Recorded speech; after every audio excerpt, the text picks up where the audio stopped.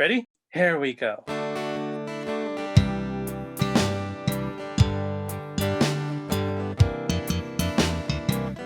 Different points of view and highs and lows. A new perspective everywhere you go. Open up your mind, drown out the noise, and see if this connected.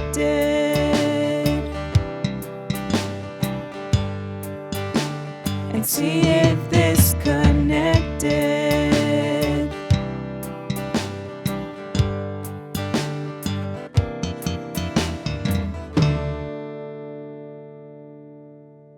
What's up, fam? The mission of this Connected podcast is to connect generations and situations about faith, life, and whatever comes along the way. To not necessarily agree, but be listened to. These conversations, of course, highlight the perspective of our various guests, and you are always welcome to agree or even disagree. But as always, we hope that it is done in charity.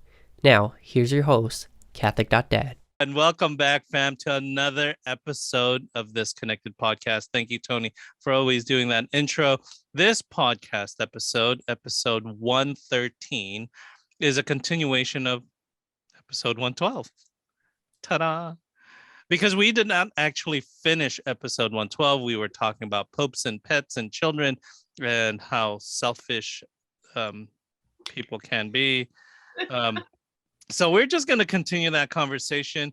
We actually really did in the last episode, 112, had so much more to talk about, but we hit that 1 hour mark and we're always trying to keep this at 1 hour.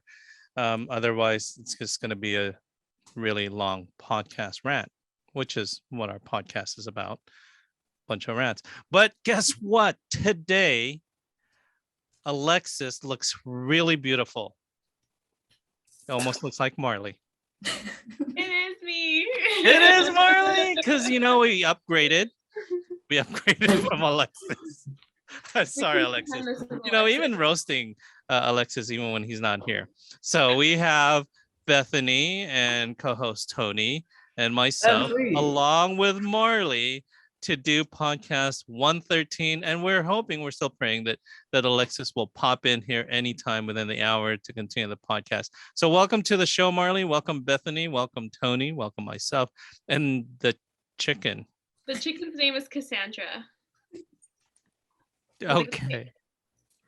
So we're going to talk about that with popes and pets. But before we talk about that, I really want to share this. I want us listeners to pray for a couple of people, a couple of our listeners, Greg and Carol from Texas. Greg has cancer and he's going through that, and praise to God that he has a conversion. He's come back to the faith. So keep Greg and Carol from Texas in your prayers. Also, prayers for my children's great-grandmother, who's celebrating 7 years of her death anniversary yesterday. And last week was my mother's 4th year death anniversary. We also want to pray for my aunt, Purificación Monzones Cortez, who passed away last week, 2 weeks ago. And a friend of mine, Lily Edna Marino, who passed away last week from a heart attack, also associated with COVID. And again, friends, we have a lot of COVID going along. Please stay safe. We pray for all those who are affected with COVID. And I know we're going to have a lot of fun with this podcast, but we know the severity and seriousness of what's going on out there. We keep everyone in prayer. Please understand that we want to bring out laughter, as well as our prayers for all of you affected during this pandemic. We do take that seriously. On that note, thank you guys for allowing me to depress you. But hopefully that whole thing of Greg and Carol is such a joyful thing. I'm hoping that one day they're going to come on the podcast and talk about their love. I also want to pray for my wife's aunt and uncle, Eugene and Emma.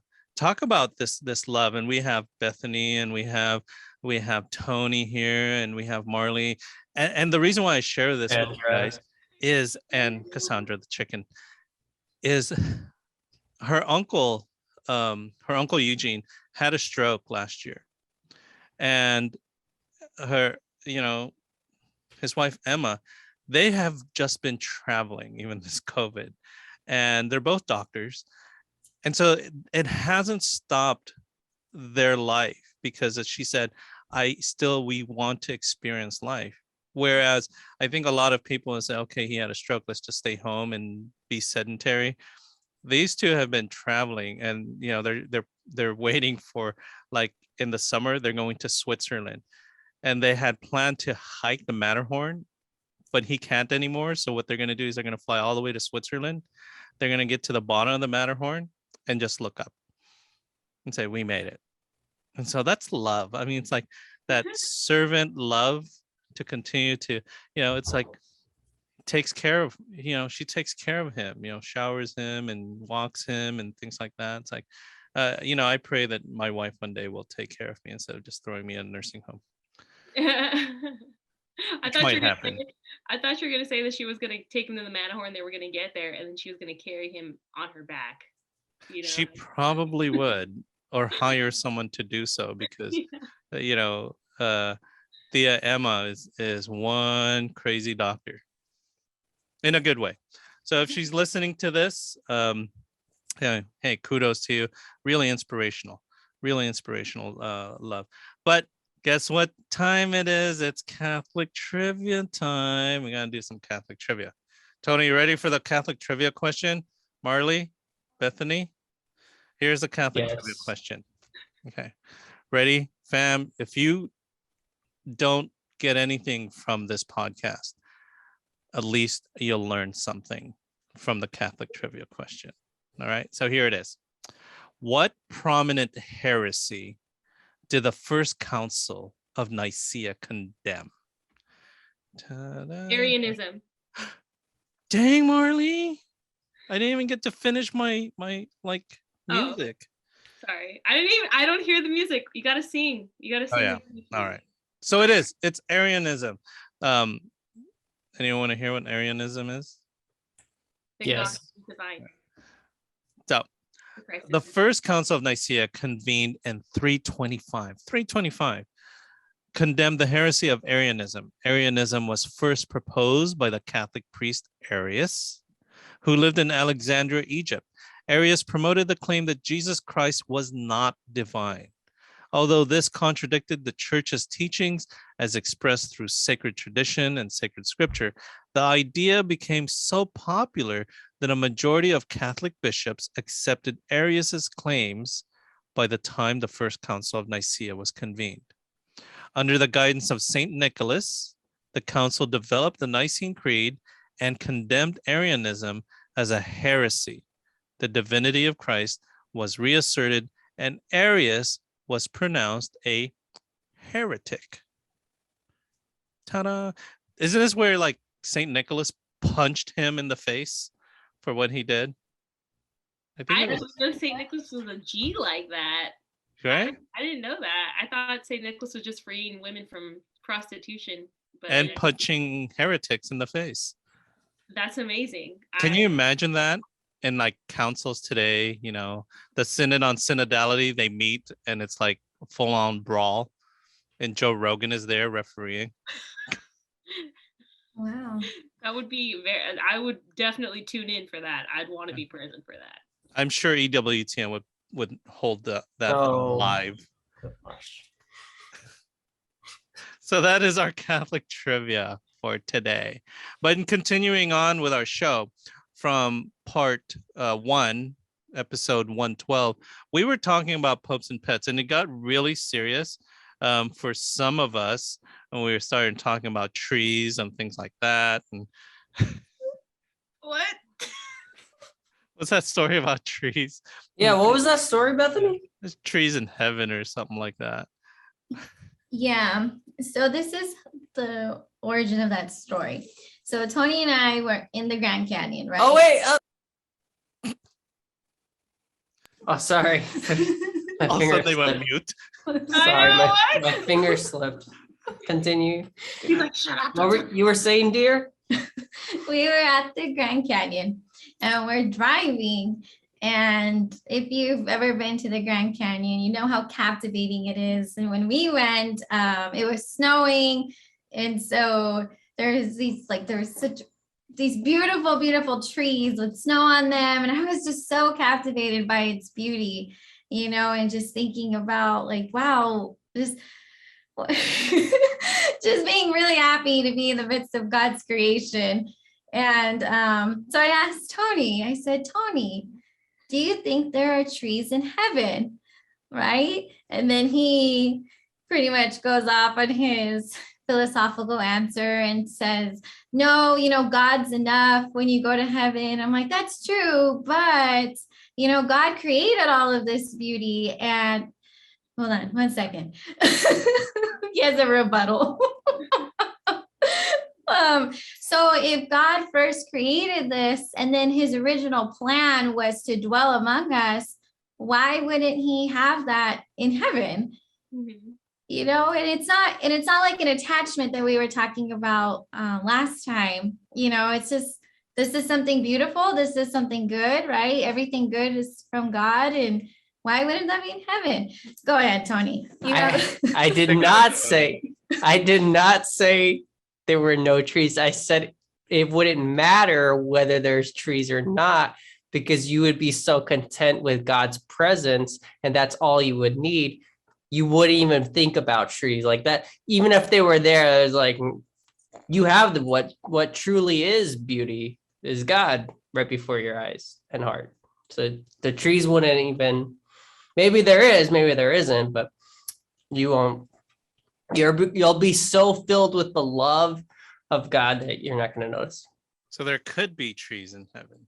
Maybe. You're making it sound like we all have MS in heaven, that we're just like, we don't move around or anything, Maybe it's just because I'm watching this movie, but. What movie is that, Marley? So we can have context. The Awakening.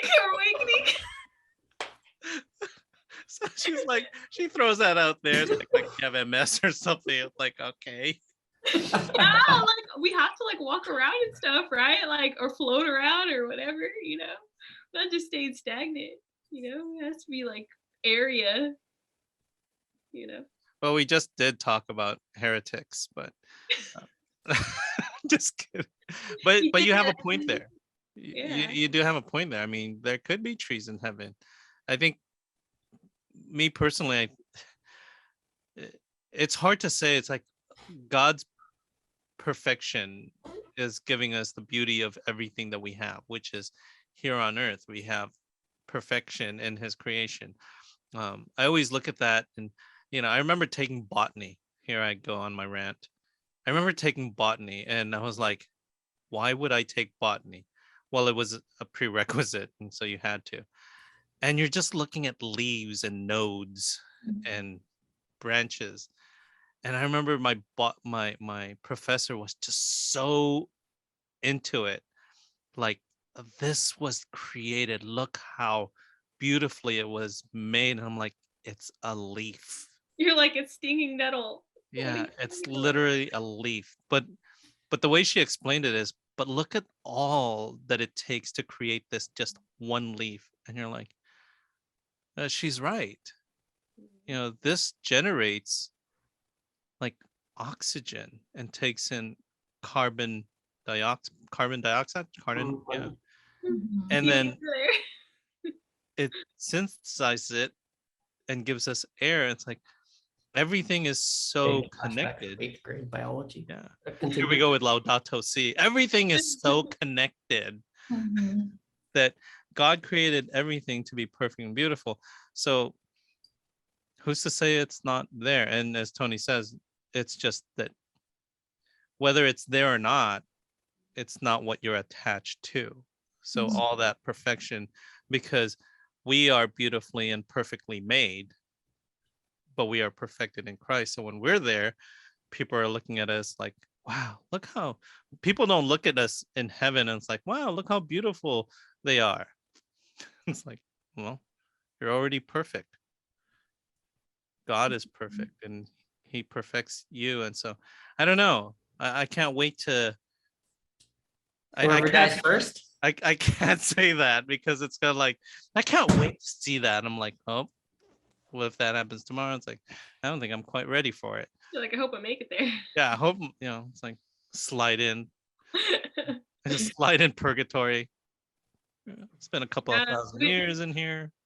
When Tony said that we don't notice like the trees and stuff, I don't know why I pictured like first MS patients and then like just rave, because it's just like we're all like so focused on God, it's just like a rave going on, and it's like we're all waiting for God to take the set, DJ next, and when I picture heaven, I picture it like mass, like over and over and over and over and over again. And so like I think we're still going to need to talk to each other. I think we're still going to need to interact with the church here. I don't think that we're not going to interact with each other. And I mean, how the plants tie into that, I'm not sure, but I'm pretty sure if we're connected, then they're probably still connected too. Can you imagine? It's like when we're at mass, we're waiting for that moment, that epiclesis, when heaven opens up and everyone from heaven comes out, and all of a sudden they get through that part and they're all with us. Mm-hmm. And then we're waiting for that. And then here they are in heaven waiting for every single mass to start so that they can come and join us. And they get to see us. I'm like, when someone asked me one time, it's like, do you think that people in heaven visit us? I'm like, every time during mass. Mhm. Every time. It's like a scene from Mulan at mass every time. Your ancestors, they're all there. Wakey wakey with the gong. That's why we ring the bell. Tony's a faith formation coordinator.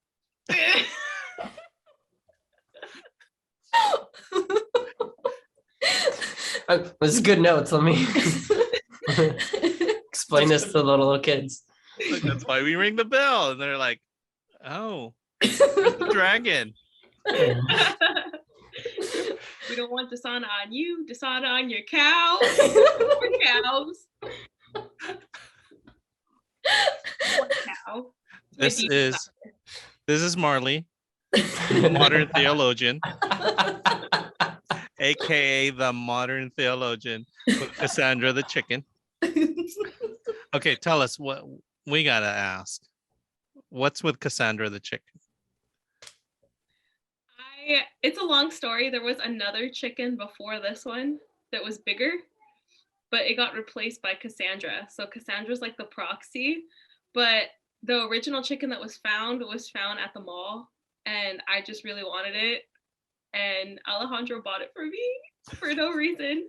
And I was carrying it around and people thought it was real because it was raining. So I just was like carrying it like this, like around the mall, and I was petting it. And people were like, is that chicken real? Like when we went to get ice cream, we went to like the furniture store, people were like, did that girl bring a chicken in here? And I would just whatever Cassandra at that moment in time. Well, definitely we can say now that probably chickens are in heaven. Why didn't I think of that prank? Oh, am I unmuted? I really want a chicken though. That would be nice. I heard chickens as pets are really cool. We had our friend used to have chickens in her backyard, and she would let them out and they would wander around, and then they would go back in and lay eggs. They're egg laying chickens.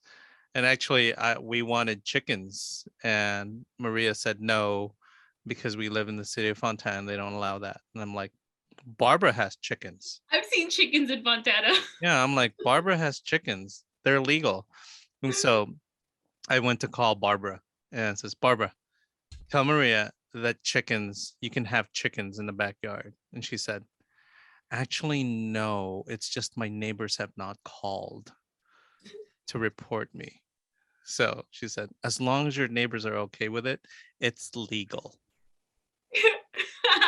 Is that how the fireworks at 4th of July? That's how it's also. Yeah, as long as the police don't catch you, it's legal.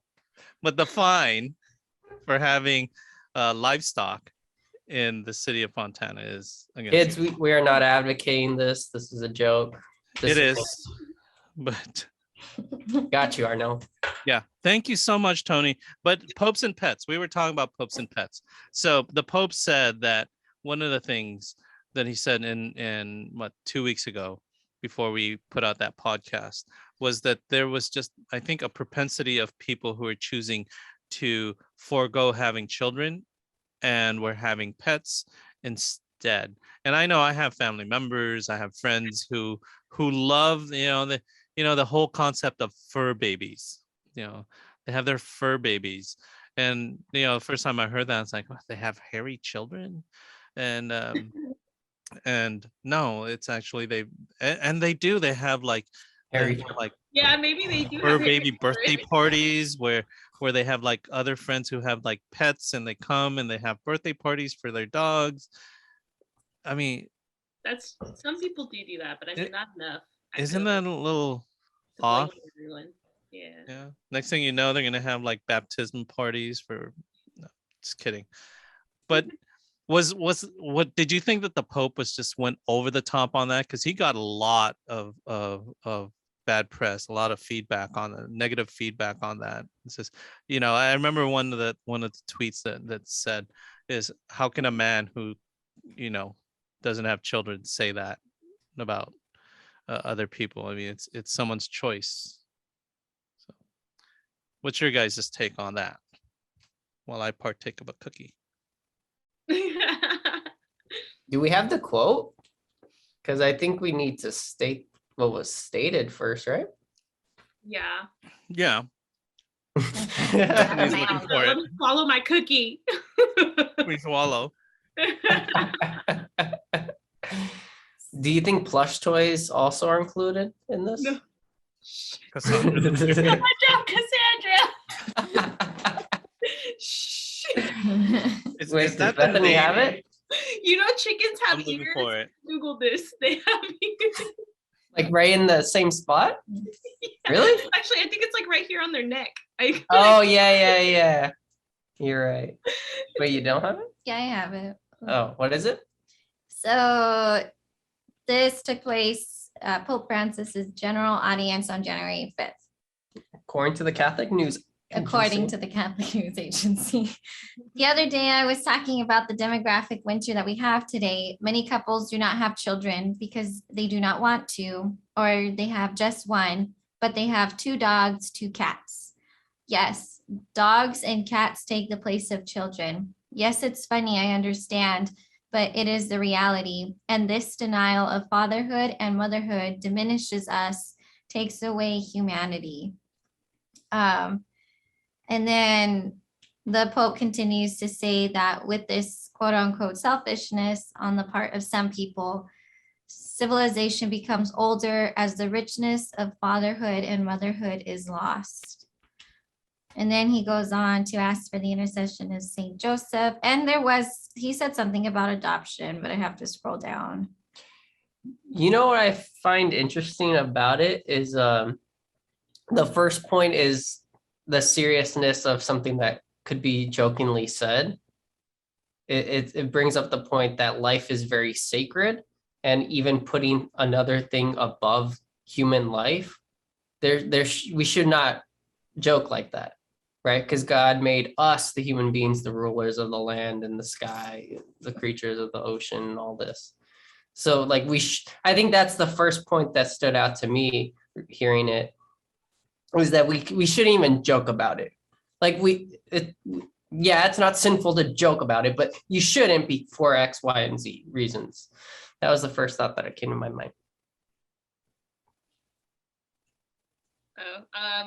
I was just gonna say that he probably doesn't want us to be like more attached to the idea of like not having kids than having them. But I feel like in certain parts of America, it's very expensive to have more than one child.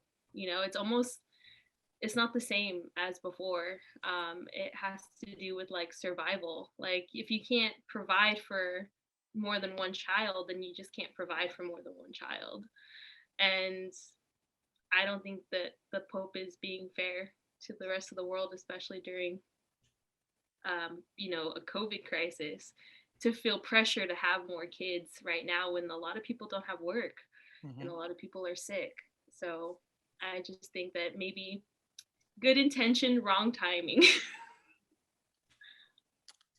I see. I came from a very large family, a family of 9, um, and very poor. Um, I could say that pretty much growing up, we were always in survival mode.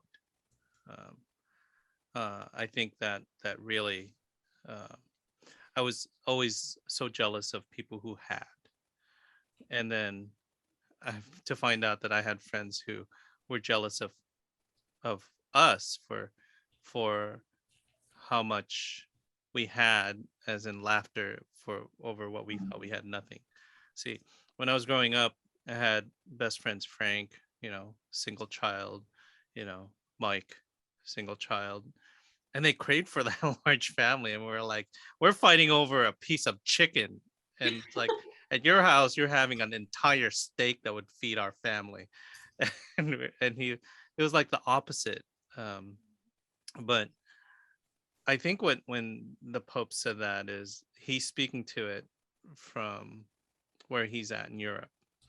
And the tragedy that I feel that's happening in Europe is that people aren't having children. Remember the statistics used to be that everyone had like 2 cars and 2 children, or 2.5 kids. I don't know how you can have a 0.5 of a kid, but 2.5 kids, 2-car home, things like that. That was like the ideal in the 70s and 80s. And then you have Europe, who had like 1.5, and then 1, and then a 0.5 of a kid. And I have cousins who are from Sweden who choose not to have children because, one, as I said, it's they want to enjoy life, and it's to a point where children seems to be like a burden or something that prevents me. But I also have a nephew who's your guys' age, who said that he doesn't feel that he's going to have children because children are expensive. And he was like, and I don't want to change my lifestyle to not be able to do my traveling and things like that. And so when he says that, I looked at that and it's like, well, that could be construed as selfish because I want to enjoy my life, and my child is going to prevent me from enjoying life. So it's like one of those things. It's kind of like when Maria and I first married, we were like, I think I said this in the last episode. It's like we were going to wait 2 years because we really wanted to enjoy life and enjoy being married. And then, boom, Dana showed up. It's like, well, there goes that. But it's a totally different kind and type of joy that you have when you were dating and living single to the joy that you have of watching your child grow up and the mistakes that they make, and even the mistakes that you make, which hopefully we'll do an episode on the trauma that parents have caused themselves while raising their kids, because Tony probably will learn from that so he doesn't make my mistakes. I know. I apologize to my child like every night. I'm like, I'm really sorry about that time that I screamed at you. Like, I wasn't meaning to scream at you. I was just genuinely upset. And she goes at me and she tells me, it's okay, mommy. We're gonna try better tomorrow, And my mom never did that to me. Yeah, my mom never did that for me. But I tell her, like, I'm human. I get frustrated. I don't really know what I'm doing. I'm doing the best I can. She's raising a therapist. Yeah. She's gonna grow up. She's like she's a therapist one day and says, so when did you start being a therapist? I think I was 5. My first client was my mom. My mom wouldn't stop telling me. She was sharing to me her trauma. Yeah, it's real. But I do think that the Pope, in a sense, is trying to convey. I think words are a little harsh. But I think in facing what's going on in the world of people not having children and the depopulation of Western nations in Europe, is a concern. I think a big concern there is, one, a depopulation of these Western European countries, and I think there's less faith. Like I don't think people are really going to church anymore in Western European countries. One of our friends, Thais, he said, we have beautiful churches in Spain, and they're beautiful, but they're empty. And, you know, when she came here, she was part of NET, and she was like almost in tears because she saw our warehouse church, and it was like every single mass was overflowing, and we're building a church, and she was like, she doesn't see this. It's like this is a regular ordinary mass. It's not like a feast, like a major feast, and there's like a ton of people here. I was like, oh yeah, that's always like that. It's like you don't see that over there. So I think we're kind of different here. I think when St. Pope John Paul came here in Haiti and then came to Denver, he said that the new evangelization was going to start from here, from you guys here in the United States, because the three most populated countries that started was France, Italy, and Spain, who are barely hanging on by the skin of their teeth to the faith. And the three most populated countries now of Catholics is Brazil, number one, Mexico, second, and the United States, third. And when we see the actions that are happening in those three countries about the faith, I think that's where the new evangelization is coming. You know, the repopulation of Catholicism is coming from those three countries. And the strongest faith is happening in warehouses. Warehouses, right? Cathedrals, giant cathedrals. Let's go see those before they become like little movie theaters or someone's home. It's funny because I actually have a cathedral, a Gothic cathedral tattooed on my back that's actually from a cathedral in Spain. That is my whole back. Which one? It's like a mesh of one particular one in Spain, and then another one, I think it's European. Let me see if I can find it. But yeah, I have my entire back is the cathedral. Like it's pretty ironic. Oof. So anyone have any other comments on the Pope's selfishness and pets? Yeah, I'm gonna try to. This is how I interpret what he said. Let me start there. Point being, the selfishness is what was one of the first commands God gave us? Be fruitful and multiply. Right. So do not deny something that God has commanded you to do. That's a selfish act. But there are other things that come in. There's also a discernment process. We're going to bring life into our life, right? We have to discern properly if we're called to. Biologically, are we open to it, right? Biologically can, or is this a different cross that we've been given to that biologically our bodies won't produce? Those are all reasons that wouldn't be selfish. If I can't financially bring a child in, like that would actually be damaging.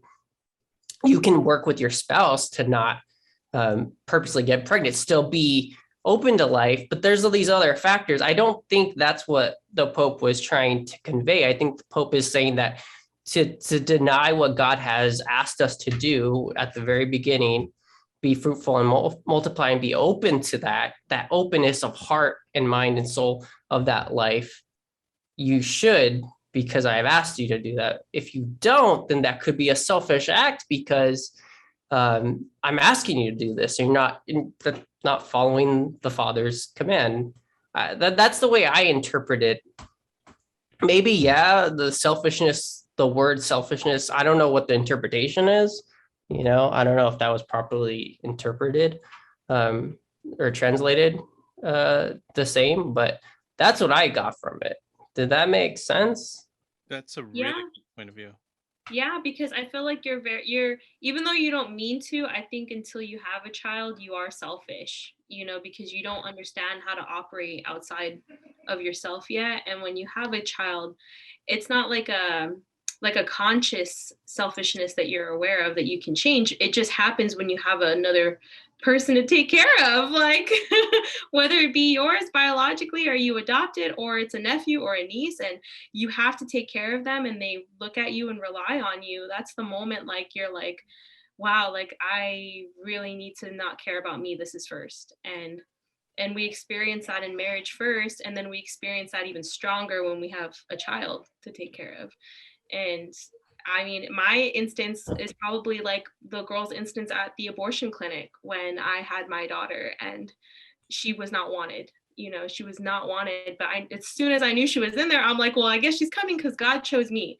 God chose me, and I can't say no to God and say, oh, not today, God. I can't do your work today. I can't have this child. Like, no, that's not an option. Like, I have to have this baby. Like, oh, Yeah. wow. So yeah. And toward the end of or not toward the end, but further down in the article, he starts talking about the example of Saint Joseph, and not only that, but like we've said before, Jesus could have came down as a full grown adult, right? He came down as a parent and had a mother and a father, and having motherhood and fatherhood, showing the importance of how divine, and like Marley was saying, being a father, being a mother, that reshapes your heart in a different way too, right? So you can start seeing the love of the father, right? So I think that's the larger point. There is the beauty of that family dynamic, the domestic church. It's so important. Don't deny that, and don't sell yourself short from greatness, which is a human life, opposed to a life of an animal, which is again lower by God. Going back to the book of Genesis, God has said that we are the highest. We are taking care of the animals, right? So don't lower yourself. You have the ability for a human life to give life. Be open to it. And if you don't, then that could be selfish. It's really interesting too that the Pope said that it's selfish of our generation to not want kids or not want to have them. But I mean, if you look at his vocation, which is to not have children and not have a spouse, and to think of all the other people that also have that vocation of single life that will never have kids, there's like, you're forgetting about those people too, and you're kind of putting them in the box with everyone else who could have kids potentially but they don't want to. And what about the people that are living vows of like single life, or vocations of singlehood, and they're not supposed to have kids. I think that what you were saying was valid in Europe. If there's a decline in population and so forth, then yeah, there are people choosing not to have kids, but I think there's still people that are called to that vocation of single life, and they should be respected as well. I think they are probably disrespected the most out of that quote. I think we can continue that discussion on that one, of people called for single life for one reason or another, due to certain callings. With priests, I think with priests, we call them father for a reason, a spiritual father. I always looked at my priests as the busiest parent of them all, because it's like, wow. I mean, I sometimes feel bad for some of our priests who, I always tell them, leave them alone. It's their day off, but they still get called. They text you. I text father, our Yeah. father, when he's They're gone. they're like at the grocery store, and it's like, I remember asking one of our priest friends, like, why don't you wear your collar outdoors all the time? He says, you don't understand. If I wear my collar, I'll be doing confessions in the streets. And sometimes I need a break. And I was like, oh, I get it. I do get it. That even at the grocery stores, you'll pull aside, and they're so pastoral. At least most of them that I know are so pastoral that they'll stop uh, and just be present for them. So I don't know where I'm going with that, but Great segue to our next topic, which is when we're talking about life. Guess what? This week, when this comes out, hopefully this comes out this week, but this coming Saturday, I know we're not supposed to talk about dating podcasts, but this Saturday, what's coming up is One Life LA. And we actually have one of our people who is here present in this podcast, who's going to be actually being co-MC at One Life LA. And it's not Cassandra the Chicken. I thought it was. It's okay. No, it's actually Tony. Tony, congratulations for being an MC at One Life LA. Yay. I'm just finding out about this. Good. Glad we were the ones to tell you. But you know what? One Life LA, one of the biggest in the West Coast in Los Angeles. Archbishop Gomez has initiated this March for Life in Los Angeles, California. We've been doing it for many years. I don't remember the history of when the first time we did One Life LA. 2015. 2015? That's what the website says. 2015. Maybe I think I was there in the very first one. It was amazing. Back in the day, in LA, when we do the One Life March, we don't really get much of people yelling at us, just like unlike the March for Life in San Francisco or in Washington, where there's really truly a lot of confrontation. It's pretty docile here in LA. I think pretty much everyone is respectful of each other. I just have to say that the time that we did the One Life LA, and it was at the same time as the Women's March, which was two totally polar opposites, and we were all on the train together. And here we are. I think everyone was pretty tense from both sides. Like, okay, who's going to initiate contact first? But you know what? We actually did that podcast a long time ago, and dialogue was really good. Young ladies were open to talking to us about why they were there and why we were there, and their point of views. And you know what? I don't think we need to linger on those different point of views of what their stance is on their pro-choice. But it's the same arguments. I don't want to judge. I wouldn't do it, but I'm not going to judge someone, tell someone that they can't do it. It's their right. And so it's that whole concept. But Tony, congratulations for being co-MC for One Life LA. And I just want us to talk about, because there was a question that was asked by a listener, and this listener is in Malaysia. And again, he's not in the United States, but I want to read this and get your guys' take. Maybe we can get him an answer. And he says, and his name is Kurt. He said, "Hi, can you help me understand the March for Life movement / pro-life movement in the US? As a non-American, the March for Life presents itself and emphasizes itself as an anti-abortion movement. But to me, abortion is a solution to a symptom of a greater problem, that is the lack of chastity amongst the teens and a failure to understand the purpose of marriage and the sexual union.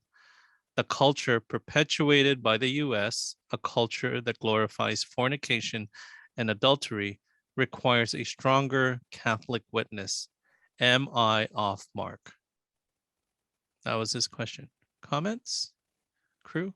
I just want to say that it doesn't matter under what circumstance life was conceived, that it does not diminish the value of that life.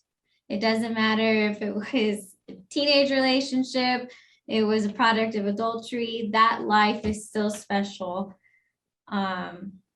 That's just how I want to preface the conversation. True. Marley? I think the march is just not for babies, but it's for every type of life, every stage of life, womb to tomb, and that yes, babies are important, but so are the elderly, so are the mentally ill, that are basically the ones that are like children their entire existence. They're the most fragile part of our society, and I think too, didn't Pope Francis say that like sex outside of marriage wasn't the most like worst sin that there is, like the worst sin that we could do? So I think that maybe you're just focusing too much on one sin. You know, we all have, there's lots of different sins that we have. And I mean, I'm not saying that you're right or you're wrong, but I am saying that, you know, that shouldn't prevent us from protecting parts of the society that need to be protected. Tony? The message seemed like it switched points halfway through. Am I the only one that got that? Because I was like, which side is this person arguing for? Yeah. I think it was, you saw which part, right? yeah. Mm-hmm. It was halfway through, and I was like, wait, what is he speaking? He or she speaking on? Kurt, he? Heard he. Yeah. The statement. But to me, abortion is a solution. But to me, abortion is a solution to a symptom of a greater problem. That is the lack of chastity amongst the teens. And then it goes on further, failure to understand the purpose. So are they, right? They are. My brain hurts. I'm too tired. Yeah, He's getting sleepy. We're recording this late. But I think, you know, one of the things that, you know, I have to comment is, I think when we in the United States, we see March for Life and we see One Life LA, that we have to truly understand that not the rest of the world does not revolve around us, that the rest of the world is not having a pro-life march on January 22nd. That it is truly kind of, when people see us in social media, that our social media is going out throughout the world, and they see this March for Life, and they were like, what the heck is going on over there, and why is it always on January 22nd? It's because they don't have a Roe v. Wade. They don't have that concept that we are trying to look at Roe v. Wade and turn that over. And that's the anniversary of Roe v. Wade is January 22nd, 1973. So they don't have that concept of why we're marching. It's not simply, and one of the things that I addressed there is that it's not an anti-abortion march. It's a pro-life march that just doesn't affect just the life of the unborn, but just like our sticker that we use for this march, it is not just for the unborn, but it's for the incarcerated, those who are unhoused, the elderly, those who are othered, you know, imprisoned. Those are lives that are important as well. So when we look at the life and dignity of the human being, it includes abortion. And a lot of the times we look at that and people ask us, well, you're only focusing on abortion. Well, it's true. It's like when we go out to Planned Parenthood, we're simply talking about abortion because we're singularly focused on that.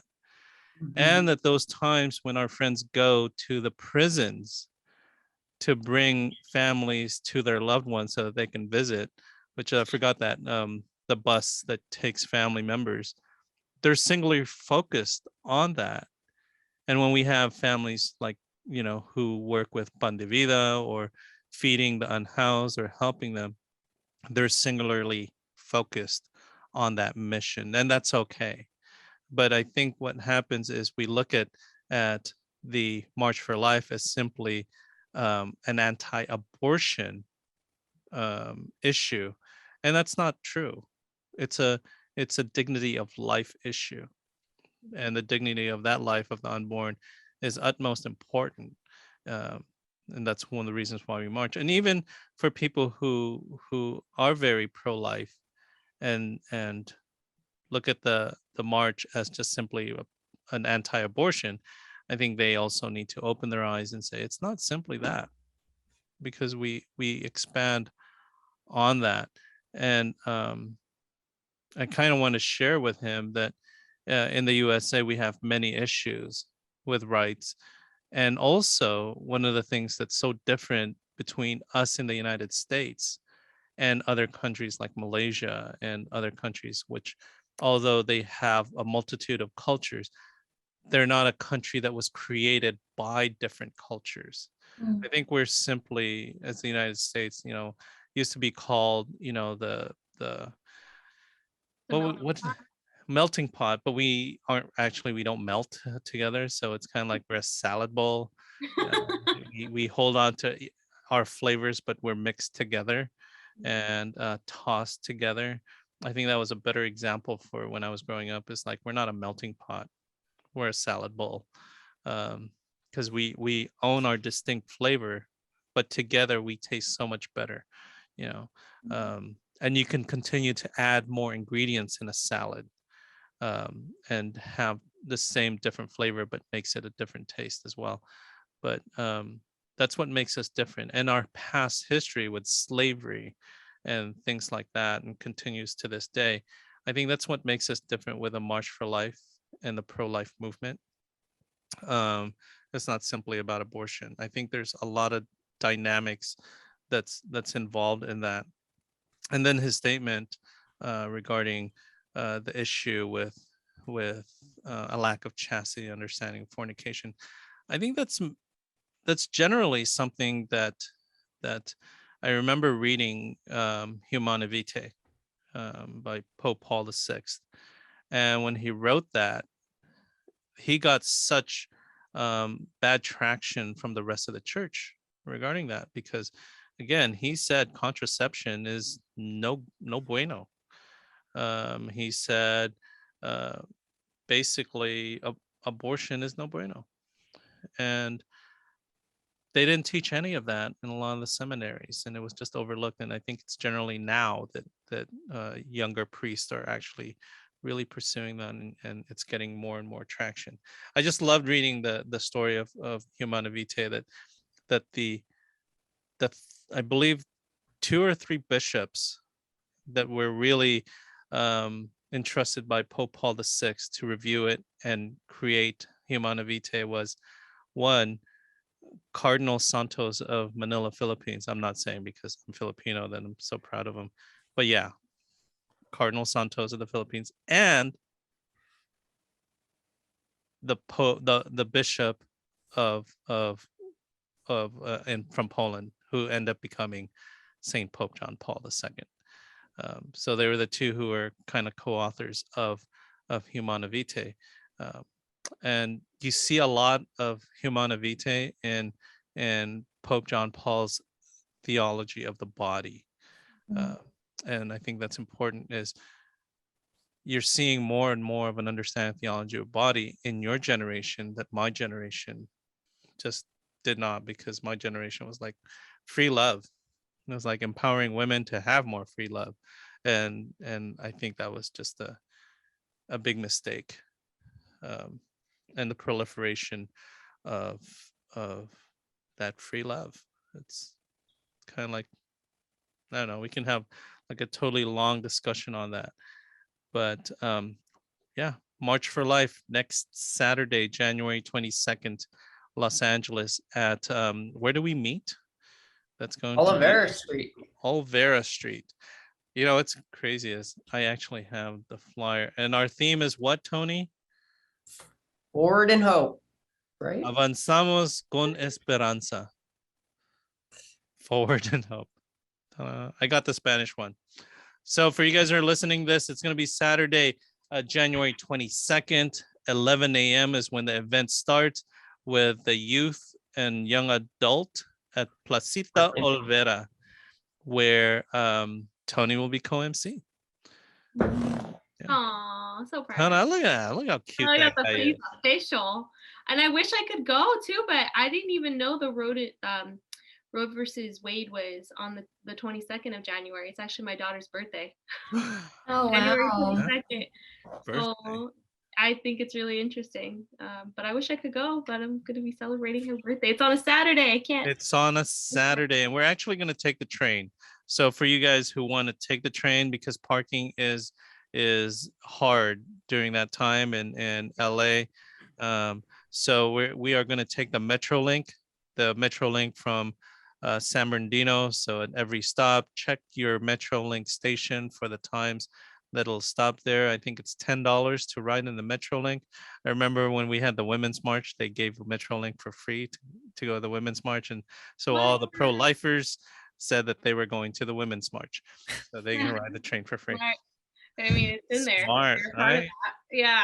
Well, I will say this, if you're going to go, don't just go for people, for advocating against abortion, but go for all the homeless people out there on Skid Row. Exactly. We're advocating for them too. Yeah. And you can be there for them. Yeah. Father Manny, during his homily during the mass in front of Planned Parenthood, said that he actually cited our post that 82% of our friends are pro-choice.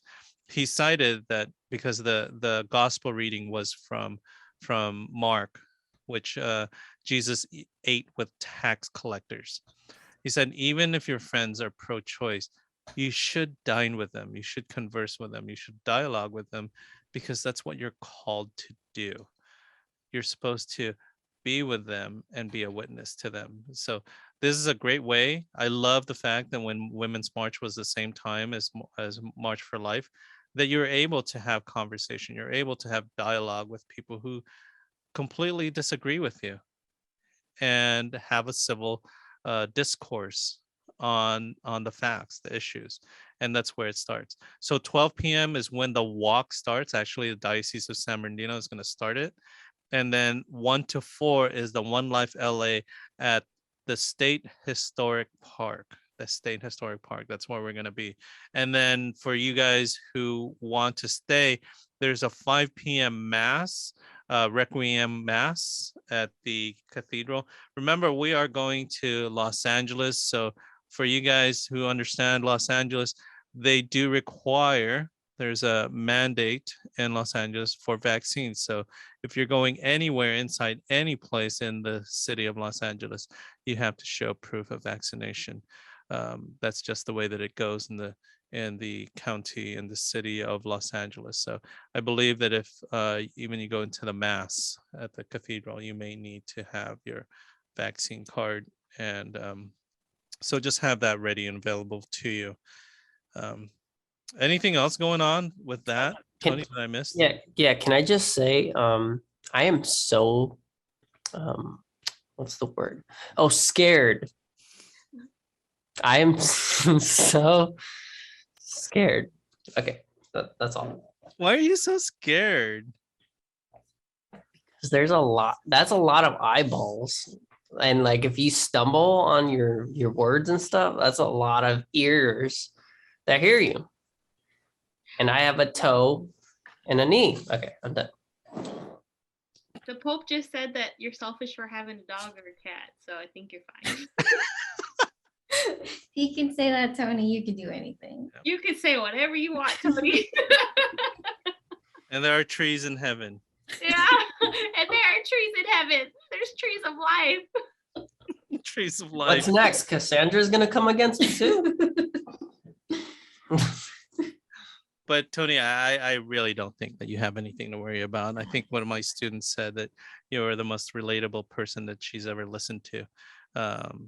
And you are. And I think what most people find endearing in you is that you are relatable.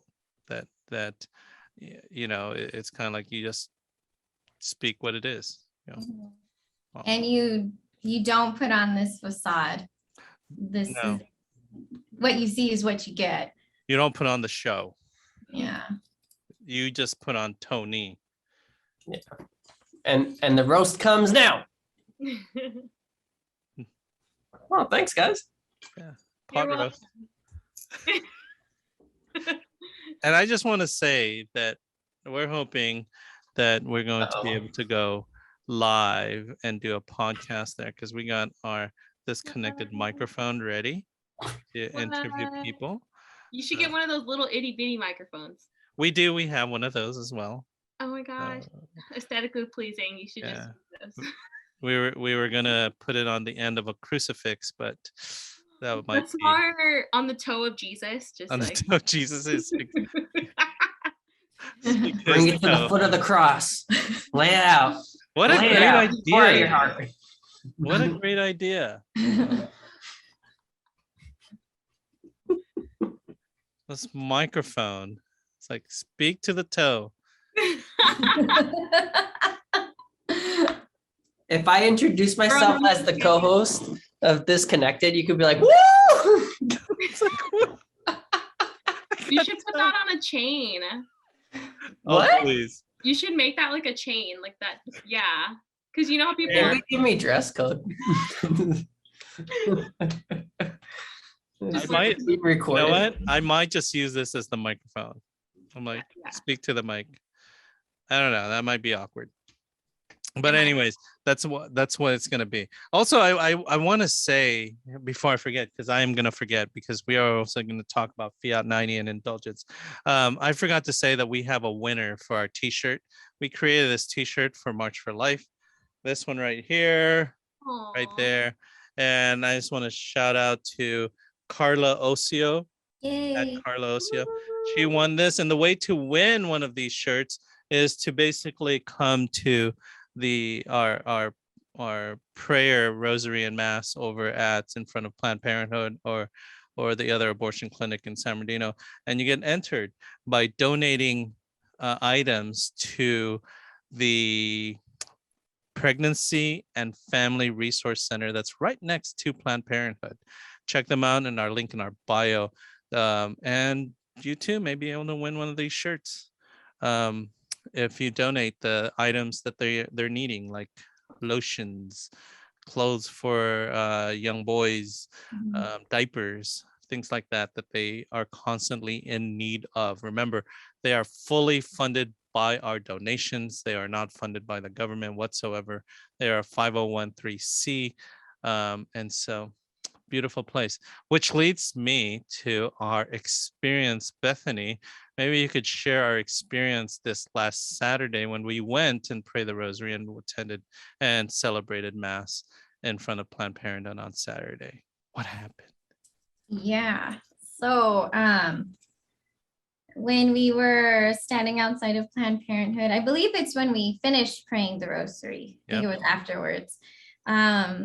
This car pulls in, and as the car pulls into the parking lot, a young man, rolled down his window, and all he said was, "We're getting one right now," and he rolled up his window, and then they proceeded to enter Planned Parenthood. And so a little bit later, we see them come out. So, we move on to the mass, and then later we see them come out, and it's the man with his, I don't know, his significant other, and then a small child in a stroller. And they seem to be arguing. And so they continue to walk down the street. And then I guess a little while later, the man walked around to go pick up the car. Cause I was like, wait, didn't they have a car? What happened to the car? Heat of the moment, Just left the car. Well, when we were dropping off the donations to the Pregnancy and Family Resource Center, the woman says, "Oh, there's a woman who she just took the abortion pill and now she wants to reverse it. So I'm trying to get a hold of the doctor, and they were working very urgently to assess this woman." So then we go back, and then Arnell, he's talking to another Christian group who was outside.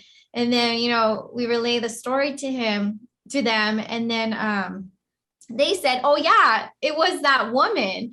When they came out, because we were at mass, so we had no idea what was occurring, but they had come out and they were arguing. And I guess that woman she took the pill and was now seeking a reversal. So I was like, oh my gosh, praise the Lord. But what I kind of wanted to know is with the other group, they told Arnell something about prayer, right? Can you elaborate a little bit more about what they told you? What that we should also do that? Or one of the things that our friends do is they pray over people, and they pray for the salvation of their souls. And they're not Catholic, so they don't believe in the rosary. But they approached us and said that we ought to do more talking with them and praying over people instead of just doing what we do. Um, and I had to stress to them that different people have different charisms, and that what we believe is our prayers, although it's the rosary, goes beyond just going and laying hands on people and praying with them intentionally. We're literally, when we pray the rosary, and for those of you who are non-Catholic and want to understand a little bit more, speak to someone who is Catholic on what it means to pray the rosary, and versus just praying over someone directly. That's praying over someone directly. But what we do when we pray the rosary is we're praying for everyone that's in that building, regardless of whether we're touching them or sitting around them. And so that's what we do. And we also share that, you know, one of the difficulties is we bring young people. And young people go with us. And they're not ready to do sidewalk counseling. That takes a lot of effort to do sidewalk counseling. And so we simply ask them, pray, and pray intentionally. We ask you to pray intentionally. We ask you to show your faces to the people who, as they drive by. Because I always like to state that when they see my face, it's an old man's face. It's like a parent face. And so when they see a parent face, it's always a face of condemnation. It's like, what did you do wrong? That's why you're here. But when they see your faces, when they see young faces, they see themselves and they say, wow, that's a person just like me. And they're here to care about me. And it's not just old people. And when you see, pro-life groups that are like, usually our pro-life groups in our Catholic churches, they're old people. They're old people who understand what life means. But when you see I love old people. Yeah, but when you see like people who are driving through and they see their age group, that makes a huge difference, I believe, in the way that person sees. And so that witness is important. And on prayer, intentional prayer, and saying it loud and saying it proud, the rosary, and calling down all of the angels and saints to be present to envelop those people who are struggling, who are making hard decisions. I do believe, and I believe all Catholics believe, that when we call down all the angels and saints, that when they go in there, when that lady went in there and said, I'm going to take this pill, there are angels and saints surrounding her and saying, there is so much other love and choices right next door. You should go. And when they come and then they see beautiful, non-judgmental faces who are calling them out to just be present and love on them, that's what changes hearts, and that's what changes souls, and that's what saves lives. It's not the condemnation. I know I tease a lot and say you're going to hell. That's me teasing. But it's showing that significant love. I love the fact that Bethany is always there to be that face, and then I'm the one that's in the background. But yeah, I love the young people. I love the young people. Oh, I love the young people. Full finger, young people. It's right there. Listen to them. We put them in the front. There's a reason for that. But yeah, it was beautiful. And also, shout out to the security guard. I'm not going to mention her by name. We want to make sure that she keeps her job, but she's our undercover person. She helps us. She prays for them. And she also gave us a phone number for a person who was in need. She was turned away by Planned Parenthood because, she didn't have an address. And so, I believe they're out there just for your money or the government money that they can give you. And so hopefully we'll be able to touch base with her and provide her the support that she needs. Um, you know, that young individual who desperately needs the love and affection of our God. And shout out to the Pregnancy and Family Resource Center. I am just so amazed with that group. That just It's just beautiful. I mean, it's like just angels and saints reside in there. Um, if you're listening to this and you're a young person and you have a friend who is considering, or you have friends, um, go to our link in our bio and just take a picture of the phone number and information about the Pregnancy and Family Resource Center, so that when you have a friend who may consider that, you can show them that picture, or DM them that picture, or text them that picture and says, hey, there's other resources that will help you and love you. Planned Parenthood just wants to see you for that moment so that they can give you that pill and then you're gone. Family Pregnancy Resource Center is there for you for years to continue for counseling services. I just can't speak enough about what they do. And if you're going to pursue adoption, they also help you with that. So much to talk about in that ministry that we've fallen into. It's kind of like, how did we get into that? I think the Holy Spirit just said, hey, you know what? You guys don't have enough things to do, so why don't you go pray outside of Planned Parenthood and the abortion clinics? So And get yelled at. Get yelled at. I love it. Yelled at. You hypocrites! Put on a mask. We're outside. It's open air. I love that. Put on a mask. We're gonna get one today. I can't help you. That is so sad. Yeah. So sad. And you know what? It's crazy. Is I always tell people, show joy. It's such a miserable place. The last thing you want to see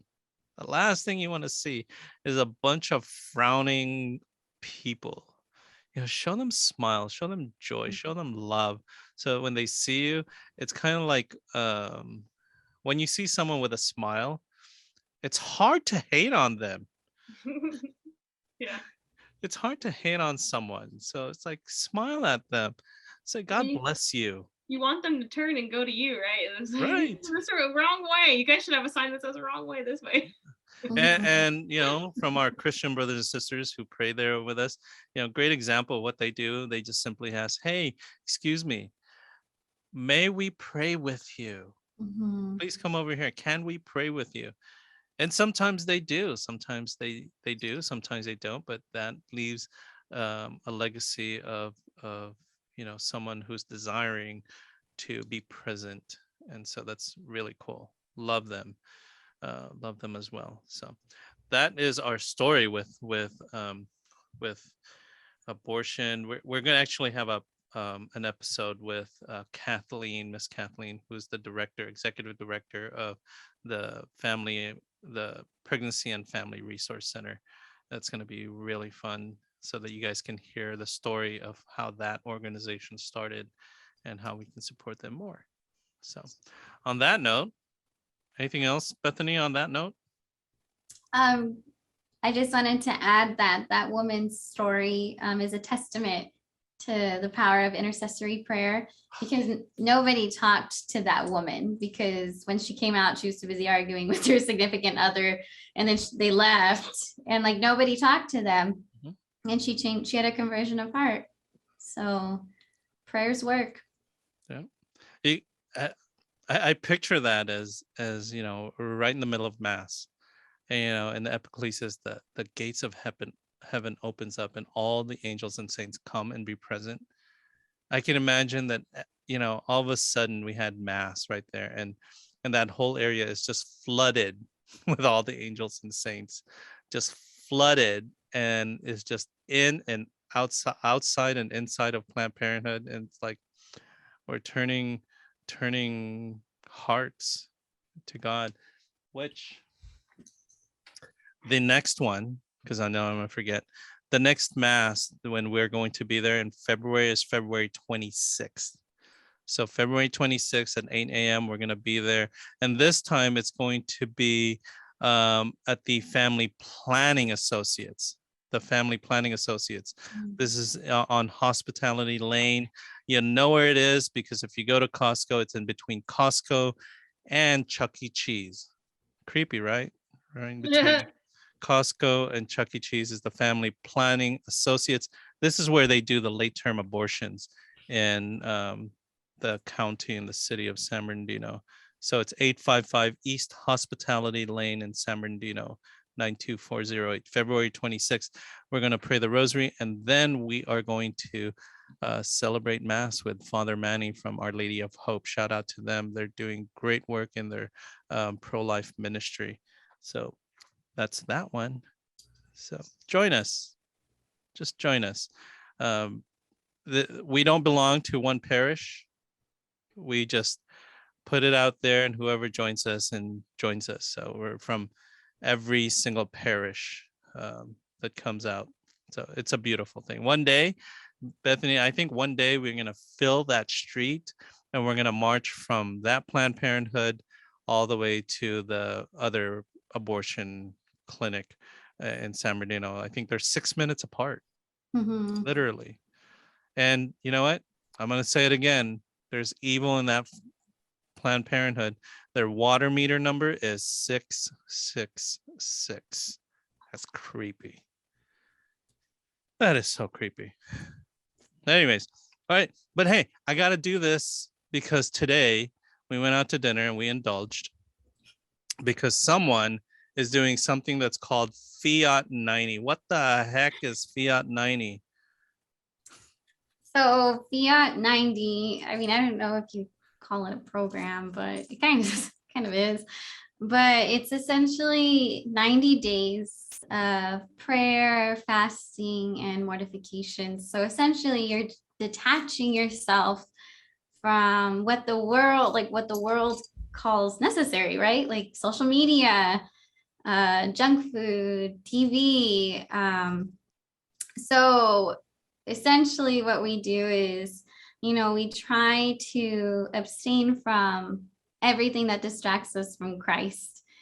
And so certain things that we do is like, we obviously issue from social media, TV. We also abstain from wearing makeup. And then we also try to incorporate prayer into our daily life. So for example, praying the rosary daily, praying the litany of humility, also trying to attend daily mass more often. But I wanted to do it because I feel like when I read the outline of it, I was like, I struggle with all of that. I was telling the group today because we had a meeting, and I said, I struggle because like I'll find solace in food. I don't find comfort in God. I want that dopamine. So I eat sweets, and, and I am always filling my life with social media. Like, poor Tony, like I'm always on my phone, and he's like, oh my gosh. Oh my gosh. And I noticed how much we are on our phones when I didn't have my Instagram for 6 weeks. I deleted my Instagram, which is like pretty much my only social media. And I was like sitting around Alejandro, and I'm like, every time he would be on his phone, I'd be like sitting there like, what are you doing? This is so awkward. Like you're on your phone and I'm just like sitting here. Like I never noticed because I would be on my phone, but it feels better to step away. Yeah. And I will just be transparent because I don't believe in hiding things, but like on, you can check your activity time. I was on average daily on Instagram, just Instagram. Now, mind you, I have a Facebook. I have a TikTok too, but I don't really go on TikTok.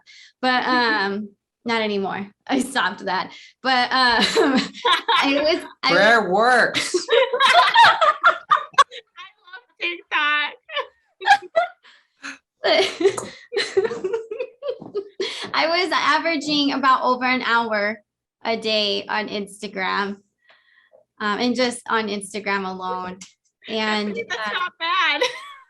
That's bad. I'm like, I work an 8-hour job. Only an hour? I know. I know. I'm like, Bethany, that's not even bad. I'd be on there, like, before I deleted it, I was on there probably like 12 hours a day. And I was working on it, you know? And then when I got rid of it, I was like, I had so much free time. I didn't even know what to do myself. Everybody check. Everybody check your Instagram. Arnell's shaking his head. It's true. 12 hours. Wow. Yeah, no, it is so addicting. It is that instant reward. And even this is how bad it is. Like reading, I couldn't even read because my attention span was so short.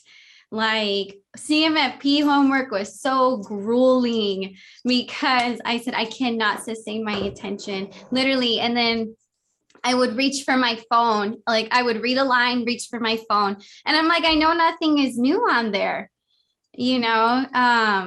And so it was very unhealthy.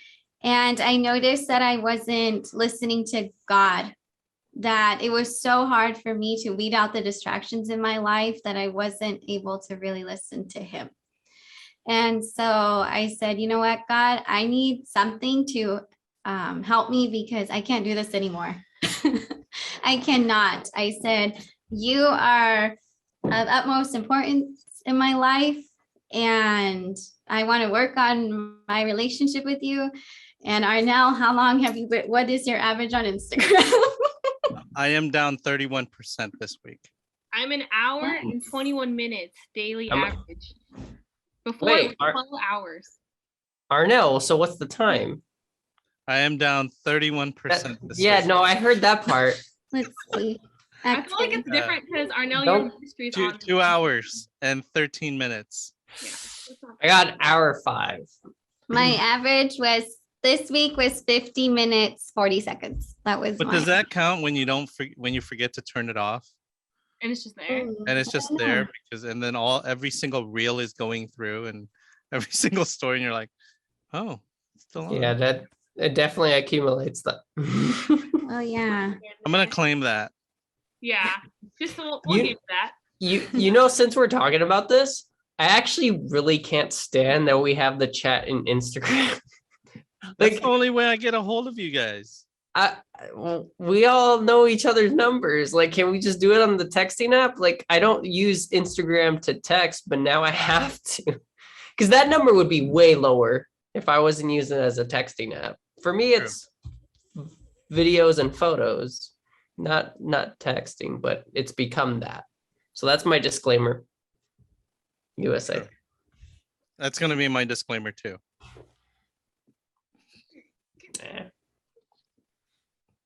How do you have time to create posts every single day? Quiet. My boss could be listening. They're called breaks. And then you preset them and set them on draft. And then when the time comes, which is 10 a.m. is the best time to post something, you just open that up and then just Corny, your analytics.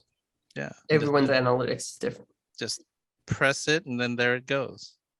Yep. So that's my thing. I'm down 31% this week. But hey, I forgot to answer this one question. Someone actually asked, what is a person? Oh, hold on. Someone texted me. Not gonna answer that. Okay. We're gonna go back to One Life LA. All right. This person asked, why doesn't Tony like Alexis? No, that's not a question I was supposed to ask. Tony, you don't have to answer that. I have to answer that. But Hey, Alexis, you want to ask me that? Ask me to my face. he said, this person said, shh, I didn't say this. So Alexis didn't say that question. But truly, this is the question. It's truly from Jen Garcia Music. She said, how does a first timer prep for One Life LA? How does a first timer prep for One Life LA? Apparently, for people who've never been to One Life LA, how do they prep for that? Has anyone ever gone? I can share with you what I do. Have really comfortable walking shoes. Have a fanny pack or a backpack. Have a backpack with snacks and water. I take, well, because I'm not taking any youth, I'm just taking water and supplies for me. So at least 4 bottles of water for yourself, some snacks, and and comfortable shoes. Fanny pack like that. Some cash. I will be carrying a fanny pack. Some cash in small bills. One, so you can give some to the homeless. I would carry extra water just to give out when you're walking around because there's so much homeless down there. True, and some cash because and don't bring. I always tell people don't bring your like entire wallet, or don't bring a purse if you're a lady. Don't bring your entire wallet with all your credit cards and IDs. Just bring one ID, bring a card and your credit card. So in case that you do get your pocket gets picked and something gets stolen, you don't lose everything. You are going to downtown LA. You don't know what's going to happen. So just be safe.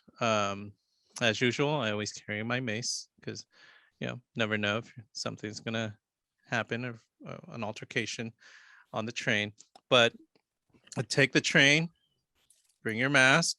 The train is usually $10. I'm gonna post that on the check. What are you doing? That's not a real knife, people. Yeah, I'm showing you. It's a toy. It's a toy. We don't want to. Yeah, we don't want to do that.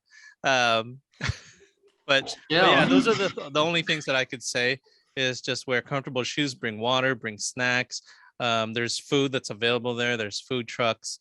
You can always bring your own food. And then if you want, bring a blanket that you can sit on while you're listening to some of the music over there at the event, or you can carry a portable chair that you want to. So that's pretty much it. Bring a backpack so you can put all of the swag that you find over there. That's pretty much it. $10 to get in and off the train, back and forth, round trip. That's it. It's not bad. Nope. It's pretty easy. So for Jen, first timers, that's it. Just have fun and bring your posters, bring your poster and bring your rosary, because we do pray a lot of the rosary on the walk. We'll pray rosary. So bring your rosary. On that note, rosary. Look, we got this. I got this, and we got this from Kobe. Kobe is one of our listeners. And he used to make rosaries. I think he still does. And he gave us this rosary on Saturday when he was taking pictures. His Instagram is Kobe Pictures, so go follow him.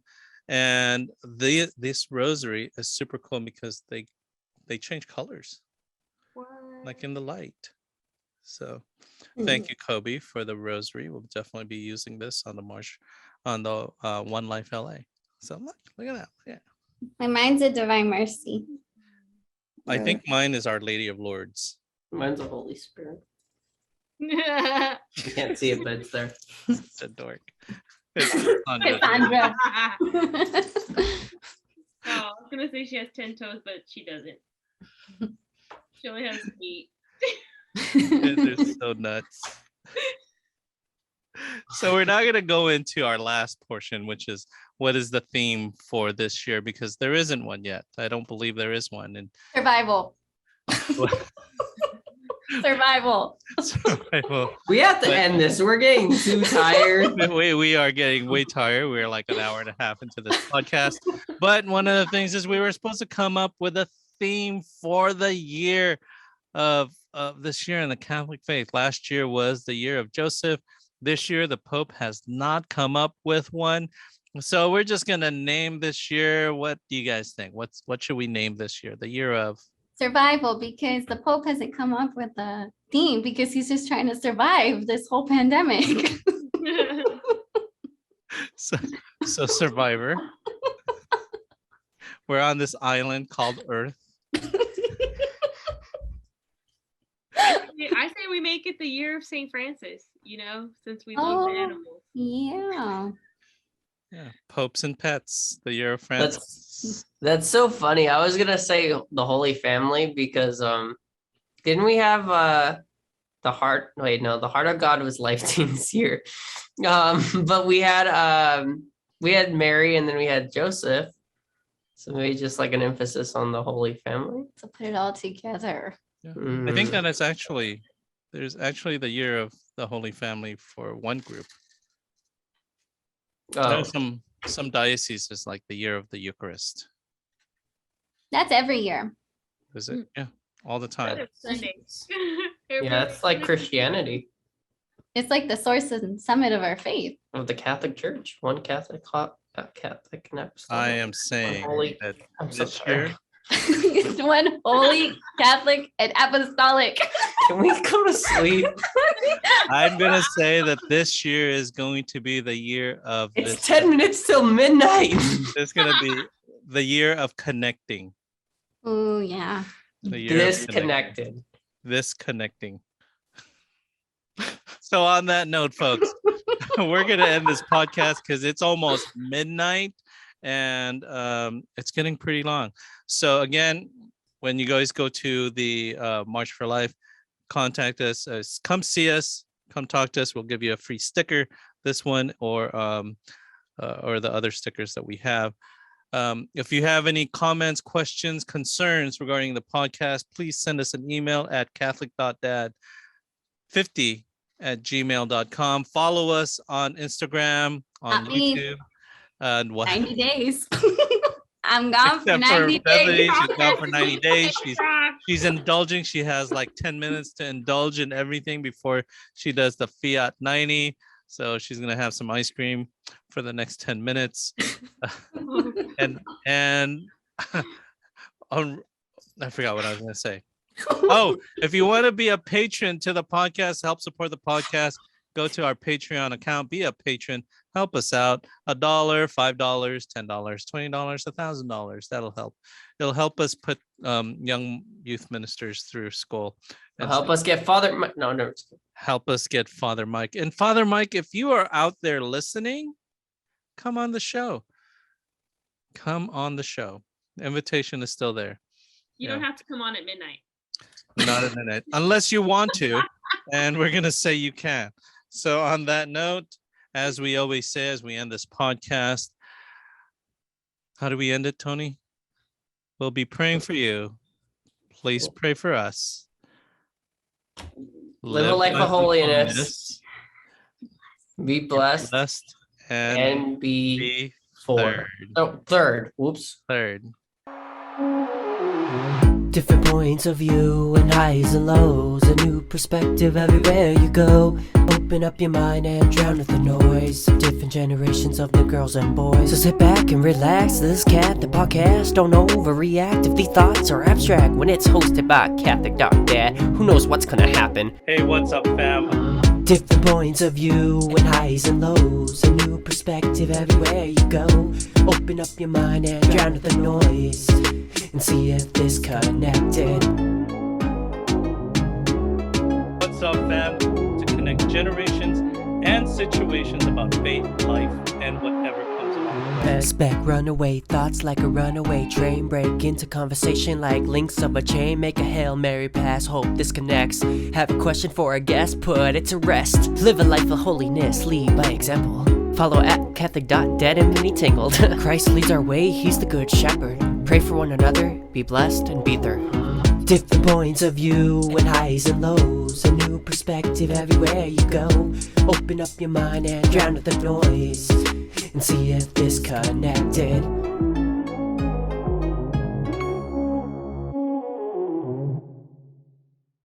Be blessed and be third. Wow, we're getting better and better at this. I know. All right.